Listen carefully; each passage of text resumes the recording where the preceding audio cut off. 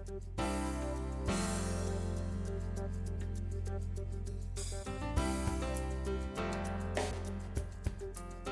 everyone, and welcome to The Advocate. I'm Glenn Allen. Today on the program, our subject, our topic, is selling of drug paraphernalia in local convenience stores. Is it something that you really want to have your kids exposed to?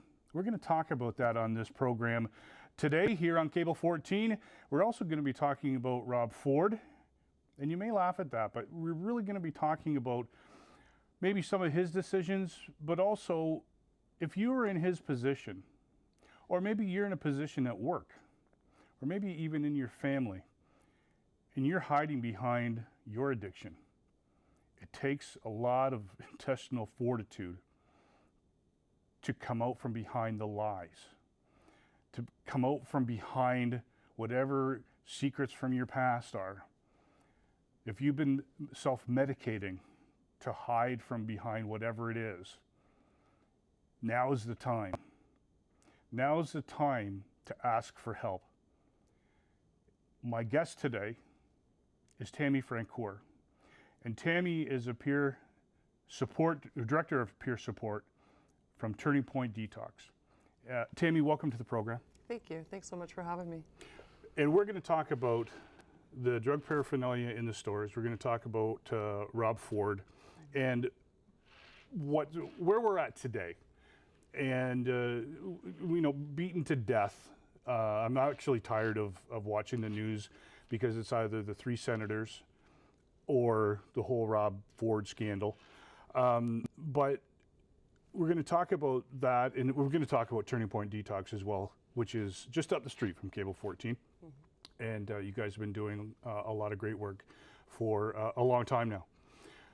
So I'm going to get to Turning Point Detox right off the bat, because the programs that you guys run, the people that you help, I went through a program here in Hamilton called the Moreland Center, and it helped save my life. And unbelievably, they closed it. A program that was helping, it held 35 people. And they're getting $6,000 a month from each person.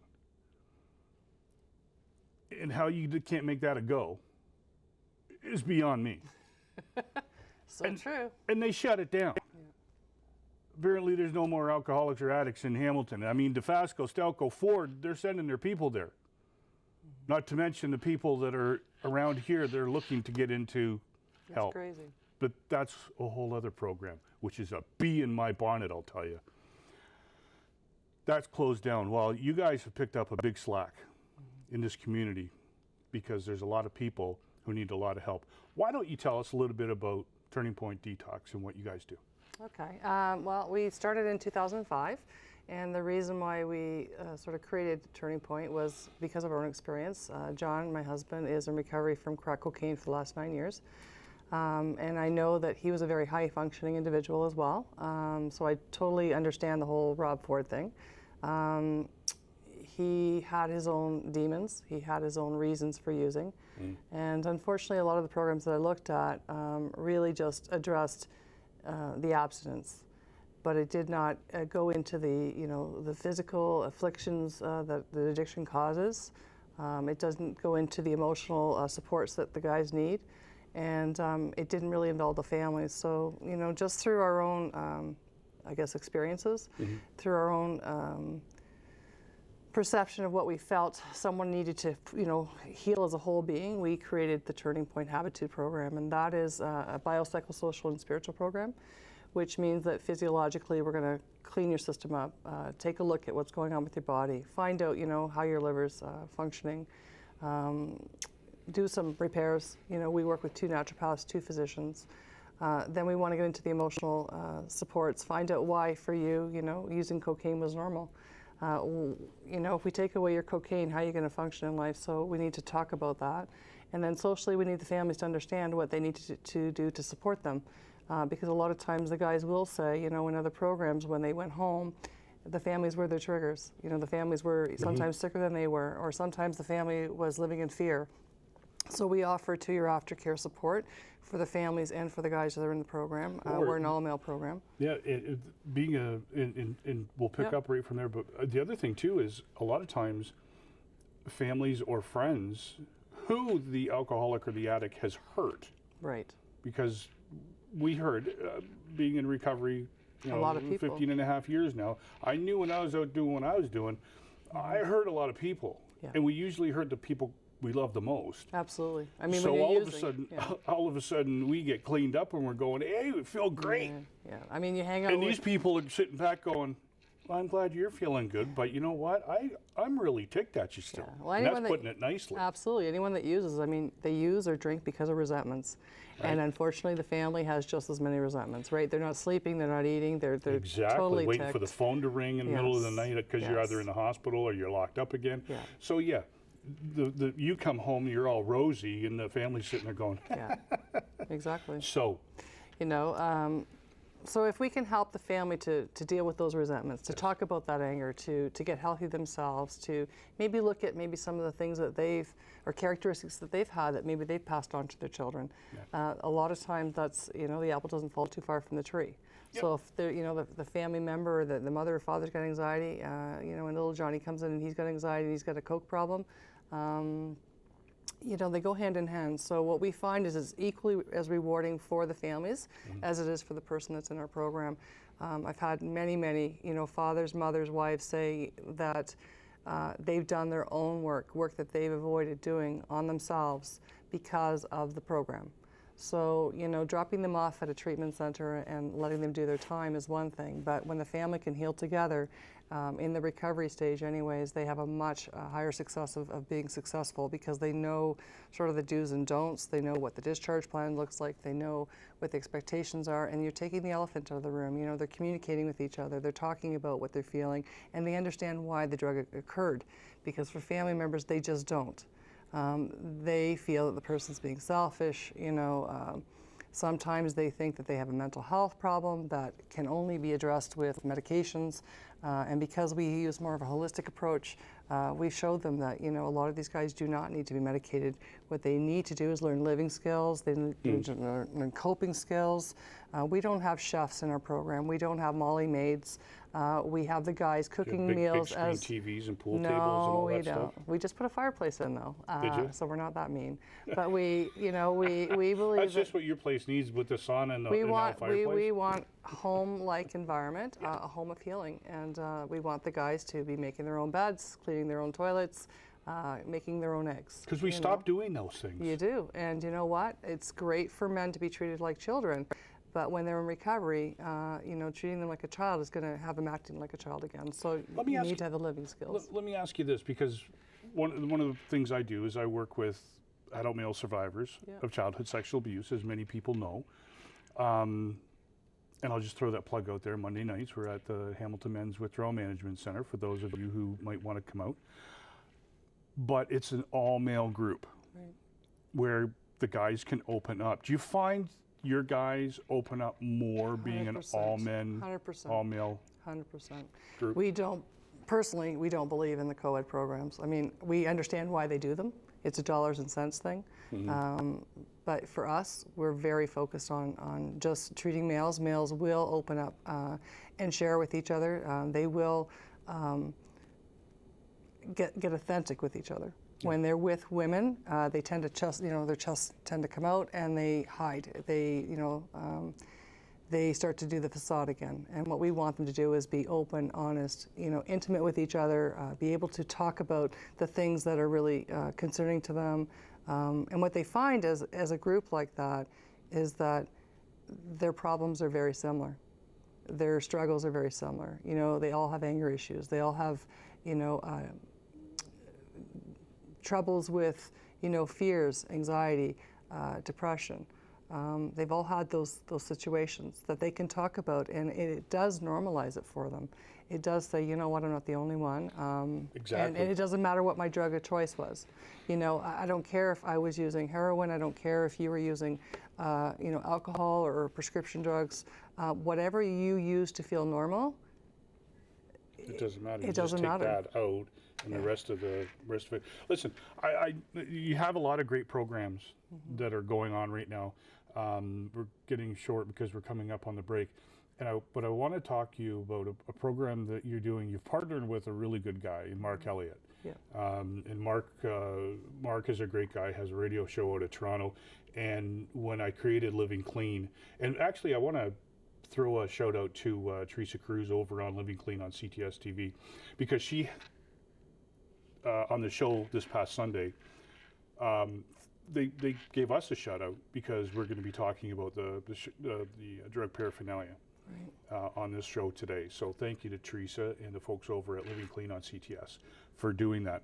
But Mark, when I created Living Clean over on CTS, Mark and I got to know each other very well. And now Mark is working with you. Yes. Tell us about the People Helping People program. Well, Mark Elliott actually works as one of our counselors. He does relapse prevention with the guys every Monday, and they like working with him because he, again, was a high-functioning individual that, hit his bottom. I had gone to one of Mark's groups in Toronto. He's been running People Helping People in Toronto for the last 6 years. I had been talking for the last 4 years about starting a group up, and when I went to Mark's group, I thought, why reinvent the wheel? So I said to Mark, you know what, I want to do People Helping People in Burlington. The Hamilton, Burlington community really needs something. And the format of the program is, we're not a 12-step. However, we do talk about specific topics. So this past Monday, we talked about codependency with people with addictions and with family members. I did my spiel, as to what codependency was. And then Mark comes in, and because, I'm on the family side, obviously, and he's on the addiction side as being in recovery himself. He does his twist as to, what codependency means when someone's addicted. And in recovery as well. And then we sort of split the groups, and we go into two private groups. I run the family group, and Mark runs the group for the men and women who are in recovery, and it's just been phenomenal. We have had some great success stories, some phenomenal feedback. Families have said we've made such a difference in their lives, and they've made a difference in ours.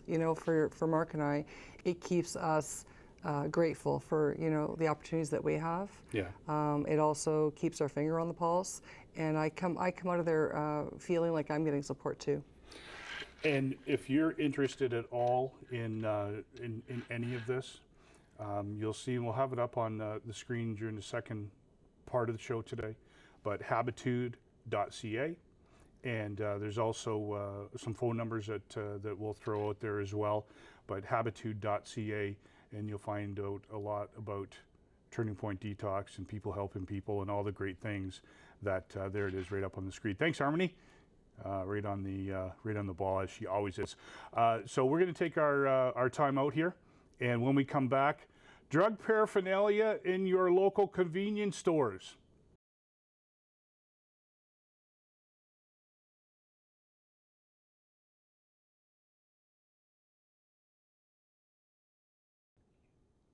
And welcome back to The Advocate. Glenn Allen alongside Tammy Francoeur.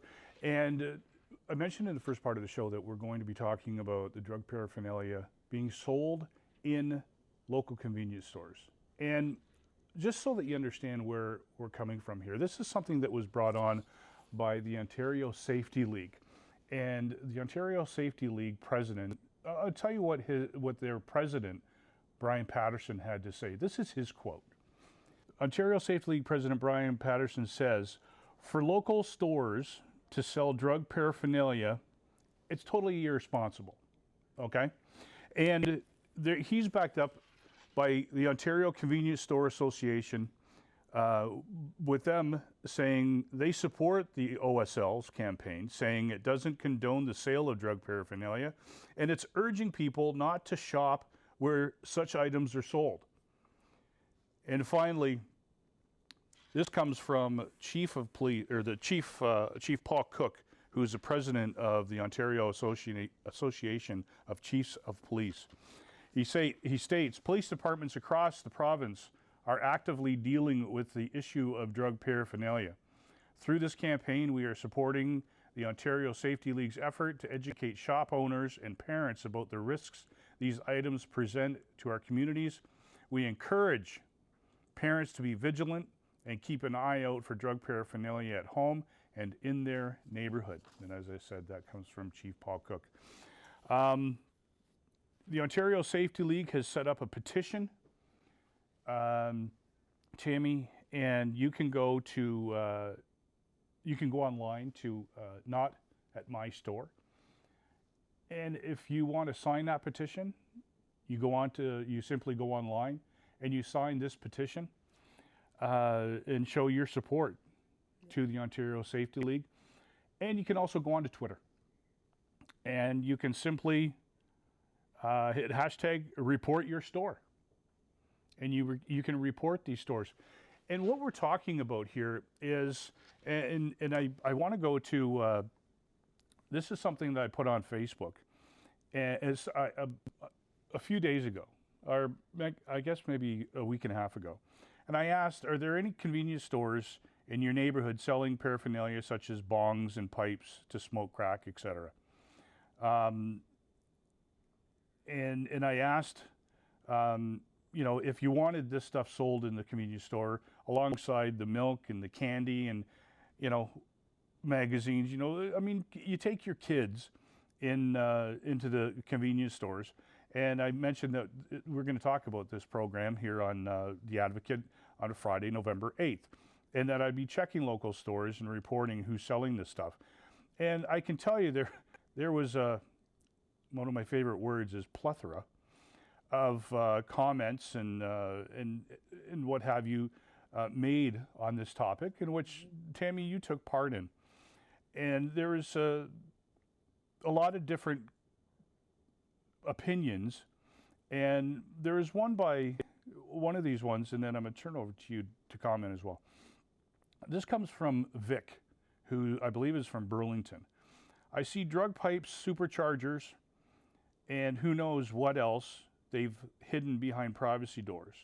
Why doesn't law enforcement close them down for flagrant law violations as these? These things are displayed in watch display cases right there for our children to see. This has bothered me for a long time now. We need more aggressive policing of these variety type business neighborhoods. Let me see. I'll have a bag of milk, loaf of bread, and that pretty blue crack pipe. This is mind-boggling. Great subject for your program, Glenn. Actually, I think we're putting a lot of pressure on the police, and I think the police need to take care of bigger crime than that. Yeah. I think the power of the people is, people who are in business to run stores because they make money. They're, business for self. They want to make money selling milk, eggs, bread. Stop going to those stores. It's simple. If people stopped going to those stores, if they, as a community said, I'm not going to buy another thing from that store until you remove those pipes, I guarantee you those pipes would be removed. The problem is that people justify that it's close, they don't have children, it's not their children.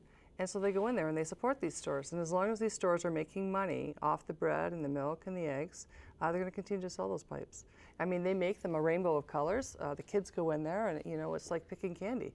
You pick the prettiest ones. How many adults want, who are you really targeting when a crack pipe is made, it has Spider-Man or Batman on it? You know what? I think they don't care who they target. I think, honestly, Glenn, they don't care. I remember saying to one guy in a store, because I brought this issue up many years ago as well, it really ticked me off. And I said to the guy, the crack pipe that you're selling, I said, may go to the guy that smokes the crack that robs your store. How are you going to feel about it? And he said, I never thought of it that way. And I said, the crack pipe that you're selling could be the guy that hurts your children.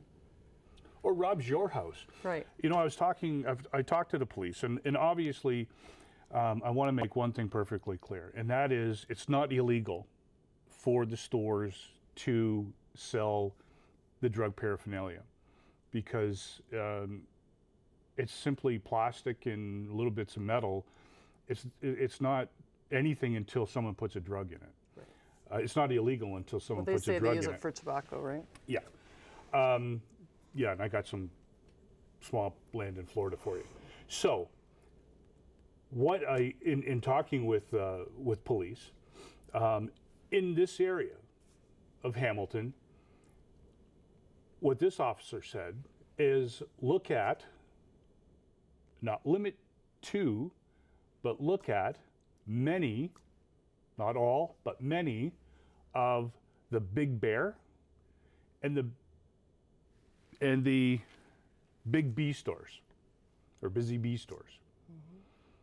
Those are the stores that are carrying a lot of this stuff.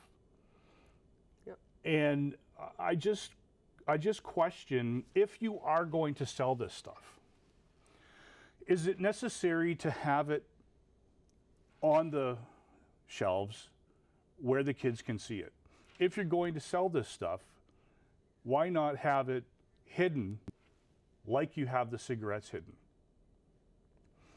You don't need it down where the kids can see it. I mean, have a brain. There's got to be something else they can make money selling. That's my opinion. You know what? Bring in some other materials that you can make.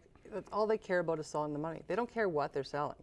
They just want the money. They want the profit. And this Sell something else. And this is where you and I and you at home can make that difference, because if they're not willing to listen to reason, in my eyes, is then stop giving them the money for your cigarettes. Stop giving them the money for your milk. Stop giving them the money for your kids' candy. Stop giving them, until they take some type of responsibility.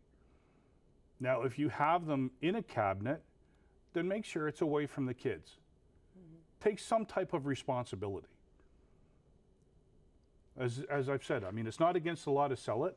However, But there's lots of things that aren't against the law. It becomes, you want to be a business that's in a healthy community. And, exactly. if you don't care about your community, then you don't care what you sell. Yeah, exactly. Okay, I mean, it's without a phone in on this and some real interaction with it. I know we can't go too far with it. If you have an opinion on that, I mean, you can Twitter me.